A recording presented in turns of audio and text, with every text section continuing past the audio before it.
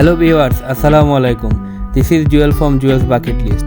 অনেকদিন পর বৃহস্পতিবার রাতে আবার বেরিয়ে পড়লাম নতুন গন্তব্যে। এবারের গন্তব্য লিচুর রাজ্য ঈশ্বরদী, যা পাবনা জেলার অন্তর্গত। অলরেডি আমরা এয়ারপোর্ট রেলওয়ে স্টেশনে এসে পড়েছি।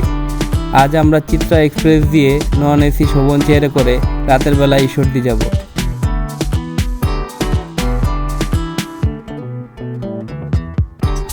অনেকদিন পর, তাই ট্রেন জার্নি বেশ ভালোই লাগছিল।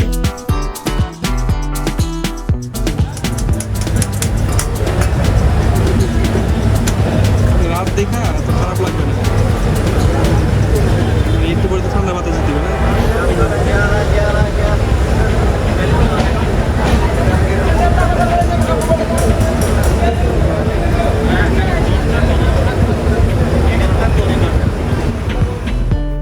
রাত প্রায় 2টায় রেল স্টেশন থেকে কলিগের বাসায় এসে ডিনার খেয়ে শুয়ে পড়ি। সকালে ঘুম থেকে উঠে বাসায় দেখি দুপুরে খাবারের আয়োজন চলছে। এত বড় মুরগি রান্নার প্রিপারেশন চলতে চলতে আমরা সিএনজিতে করে বেরিয়ে পড়ি ডে ট্রিপের উদ্দেশ্যে।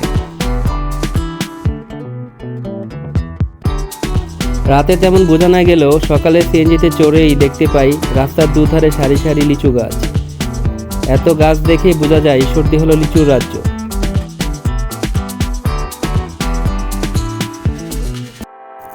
এবার যেতে যেতে ঈশ্বরদী তথা পাবনা সম্পর্কে কিছু ধারণা দিচ্ছি। ঈশ্বরদী পাবনা জেলার অন্তর্গত একটি উপজেলা, যা রাজশাহী বিভাগে অবস্থিত। এই অঞ্চলটি কৃষি শস্য যেমন চাল, সবজি, লিচু, আখ ও অন্যান্য ফসলাদির জন্য বেশ পরিচিত। ঈশ্বরদী শুধু যে এগ্রিকালচারাল হাবের জন্য সুপরিচিত তা নয়, এই অঞ্চলটিতে রয়েছে বিভিন্ন ইন্ডাস্ট্রিয়াল জোন, যেমন Rooppur nuclear power plant, Ishwardi EPZ, square pharmaceuticals limited Pabna unit, যা 1958 সাল থেকে অপারেশনে আছে। ঈশ্বরদীতে বেশ কিছু গবেষণা কেন্দ্র রয়েছে, যেমন বাংলাদেশ দাঁড়ান গবেষণা কেন্দ্র, বাংলাদেশ আখ গবেষণা কেন্দ্র, বাংলাদেশ কৃষি গবেষণা কেন্দ্র, ঈশ্বরদী সেরিকালচার সেন্টার। পাবনা জেলার শিক্ষা ব্যবস্থা বেশ সমৃদ্ধ, যেমন এখানে রয়েছে Pabna cadet college, government Edward college Pabna, Pabna textile engineering college, Pabna medical college. এছাড়া বাংলাদেশের সবচেয়ে বড় মানসিক হসপিটাল, যেটা পাবনা মেন্টাল হসপিটালও হেমায়তপুরে অবস্থিত। পাবনা মেডিকেল কলেজ পার হয়ে বামে একটু এগুলেই আমাদের আজকের প্রথম পরিদর্শনের স্থান পাবনা মানসিক হাসপাতাল।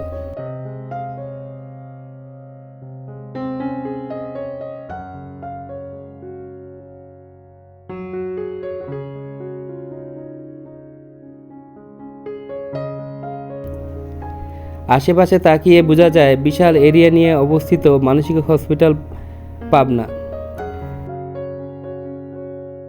ভিতরে প্রবেশের অনুমতি নিয়ে আমরা 4 জন ঢুকে পড়ি। এখানে পুরুষ ও মহিলাদের আলাদা আলাদা ওয়ার্ড থাকলেও রোগীর আত্মীয় ছাড়া দর্শনার্থীরা শুধুমাত্র পুরুষ ওয়ার্ডে প্রবেশের অনুমতি পায়। ভিতরে প্রবেশ করিয়ে বুঝতে পারি বিশাল এলাকা নিয়ে এই হসপিটাল চলমান। সরু প্রবেশ পথে এখানে ডানে বামে সামনে কিছু দালান আছে। প্রতিটি দালানের নিচতলায় পুরুষ রোগীদের ওয়ার্ড।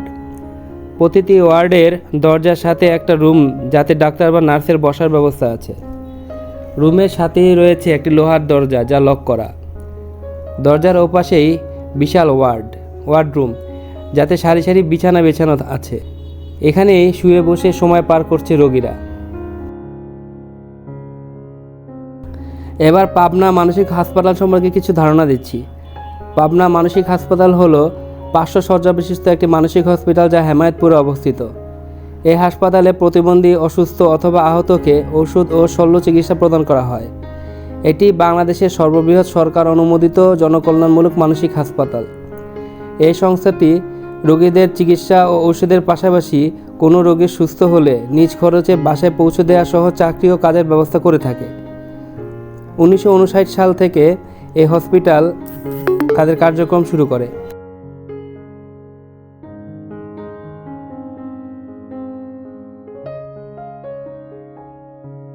আমরা কিছু রোগীর সাথে কথা বলার চেষ্টা করি। তারাও অনেক আগ্রহ নিয়ে কথা বলার জন্য এগিয়ে আসে। কেউ বলে, আপনারা কি সাংবাদিক? কেউ বলে, একটা ফোন করা যাবে, বাসায় কথা বলবো। একজন এসে বলল, আমি গান গাইতে পারি, কিন্তু 20 টাকা দিতে হবে, বলেই গান শুরু করে দিল। এই ভিডিওগুলো শেয়ার করলে কিছুটা হাসির খোরাক হবে সত্যি, তবে তা শেয়ার করছি না। আসলে হসপিটালের প্রবেশপথে একটা সাইনবোর্ড পড়তে পড়তে ভিতরে প্রবেশ করি, যাতে লেখা ছিল, আপনার পরিদর্শন যদি শুধুমাত্র কৌতূহল নিবারণের জন্য হয়ে থাকে, তাহলে হাসপাতালে অবস্থানরত মানসিক রোগীদের জন্য তা বড়ই বিব্রতকর, বিরক্তিকর ও অপমানজনক। এখানে বেশিরভাগ রোগীই দেখলাম তরুণ। লেখাটার কথা মনে করে মন খারাপ হলো সত্যি যে এদের কি করার কথা ছিল আর এরা কি করছে।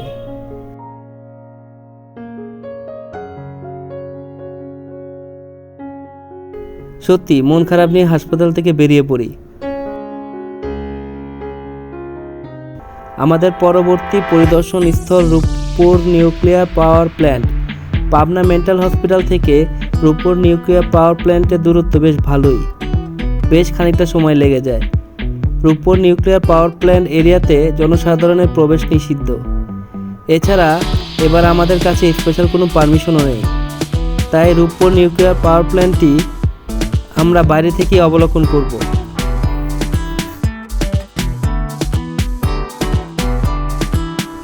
কিছুক্ষণের মধ্যে Rooppur nuclear power plant gate দেখতে পেলাম। এখানে নাকি গাড়ি থামিয়ে ছবি তোলা বা ভিডিও করা নিষেধ। চারিদিকে বেশ কড়া নিরাপত্তা, তাই চলন্ত সিএনজি থেকে ভিডিও করে রাখলাম।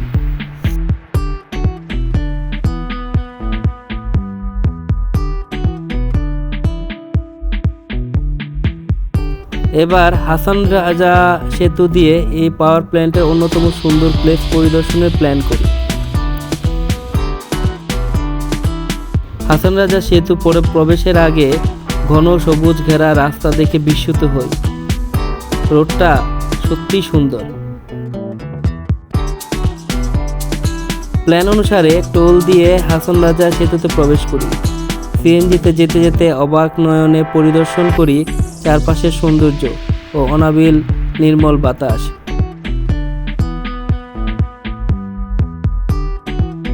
সিএনজি থেকে নেমে পড়ি। পদ্মার বুকে দাঁড়িয়ে এক পাশে রূপপুর নিউক্লিয়ার পাওয়ার প্ল্যান্ট আর অন্য পাশে হার্ডিঞ্জ ব্রিজের সৌন্দর্য দেখতে দেখতে নির্মল বাতাসের স্পর্শে এতক্ষণ ফিল করা গরম আর ক্লান্তি মুহূর্তেই নিঃশেষ হয়ে যায়। সত্যি মন জুড়িয়ে যায়।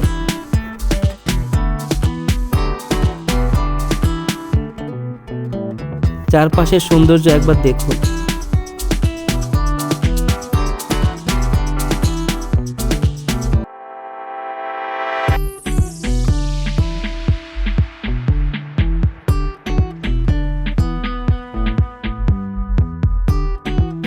সুবহানাল্লাহ।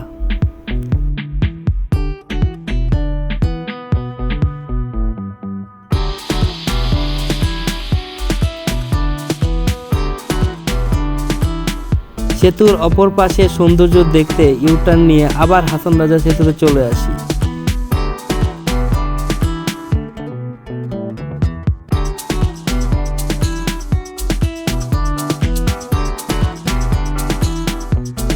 এবার পদ্মা নদীর টলটলে পানির সৌন্দর্য ও ফ্রেশ বাতাসে দাঁড়িয়ে সত্যিই মন ভালো হয়ে যায়।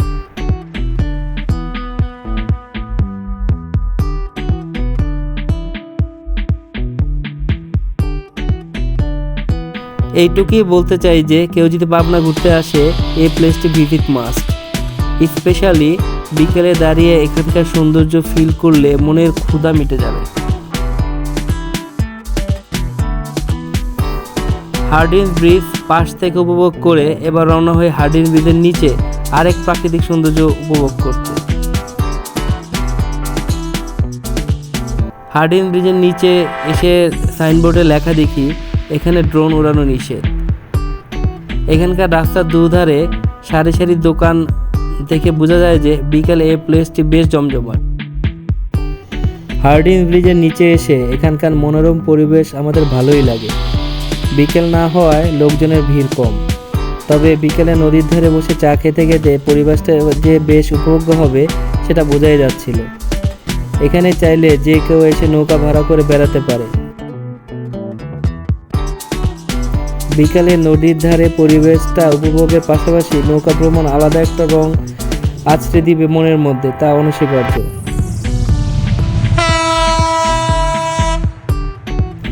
এবার হার্ডিঞ্জ ব্রিজের উপরে ওঠার পালা। উপরে ওঠার আগেই ট্রেনে দেখা পেয়ে যাই। ট্রেনটি প্রায় ম্যাক্সিমাম স্পিডে ধুলো উড়িয়ে চলে যায়। আমরাও ধুলোবালি উপেক্ষা করে উপরে উঠতে থাকি।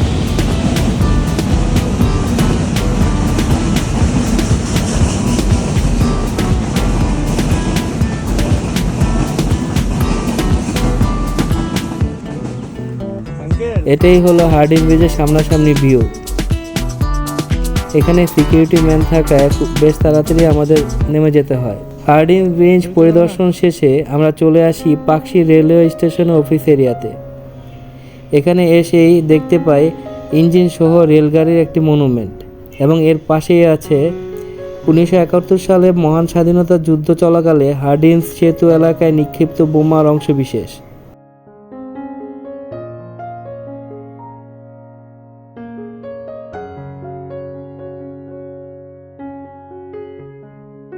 পাকশি রেলওয়ে স্টেশন অফিস এরিয়াতে শুক্রবার বলে লোকজন বেশ কমই ছিল।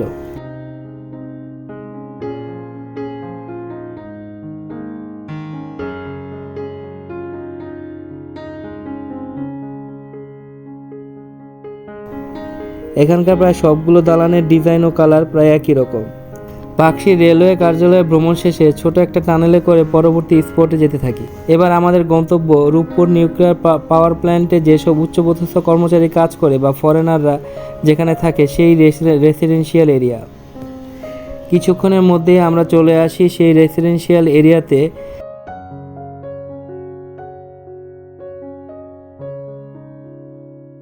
সারি সারি বিশাল বিশাল বিল্ডিংগুলো বলে দেয় যে কি পরিমাণ ফরেনাররা এখানে কাজ করে।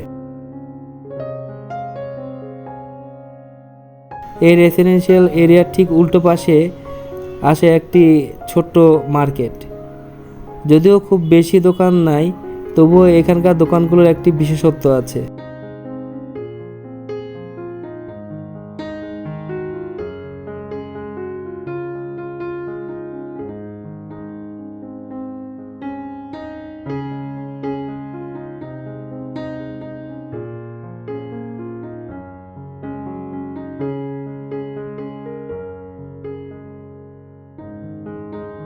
এখানে কিছু ব্র্যান্ডের প্রোডাক্ট আছে সত্যি, তবে প্রাইস বেশি বলে আমার কাছে মনে হয়েছে।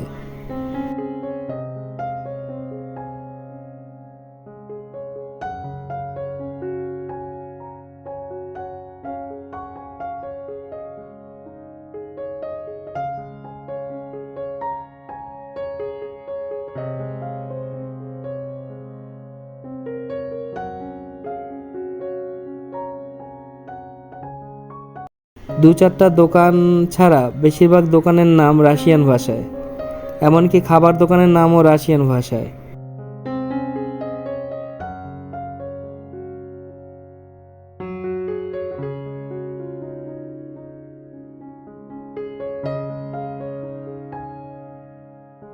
এখানে বিজনেস স্ট্র্যাটেজি রাশিয়ানদের ঘিরে তা বোঝার অপেক্ষা রাখে না। সব প্লেসে ঘোরাঘুরি শেষে আমরা কলিগের বাসায় এসে পড়ি। এখানে জম্পেশ লাঞ্চ শেষে আমরা আবার চলে আসি লিচু বাগানে। এখানে আনুমানিক 30-40টা লিচু গাছ আছে। আমরা যারা ঢাকা শহরে ছোট থেকে বড় হয়েছি, ডাইরেক্ট গাছ থেকে লিচু খাবারের এক্সপিরিয়েন্স এই প্রথম। এই এক্সপিরিয়েন্স প্রিমিয়াম কোয়ালিটি লিচুর স্বাদের পাশাপাশি মানসিক প্রশান্তিও দেয়। সকালে গাছ থেকে ইচ্ছেমতো লিচু খেয়েছি, আবার যাওয়ার সময় বাকি লিচুগুলো গিফট হিসেবে নিয়ে এসেছি। এছাড়া কলিগের বাসার যারা সদস্য আছেন তাদের তো সকলের আতিথেয়তা ও আপ্যায়ন মনে রাখার মতো।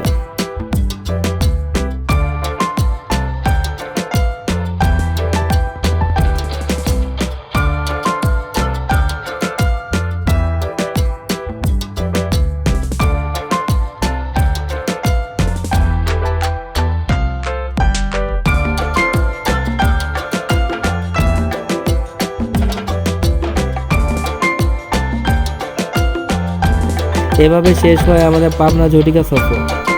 That's all for today. আশা করি ব্লগটি আপনাদের ভালো লেগেছে। ভালো লাগলে লাইক, কমেন্ট ও শেয়ার করতে ভুলবেন না। সাবস্ক্রাইবের দরজা তো খোলাই আছে। দেখা হবে নেক্সট ব্লগে। সে পর্যন্ত সবাই ভালো থাকুন, সুস্থ থাকুন এই আশাবাদে বিদায় নিচ্ছি। আল্লাহ হাফেজ।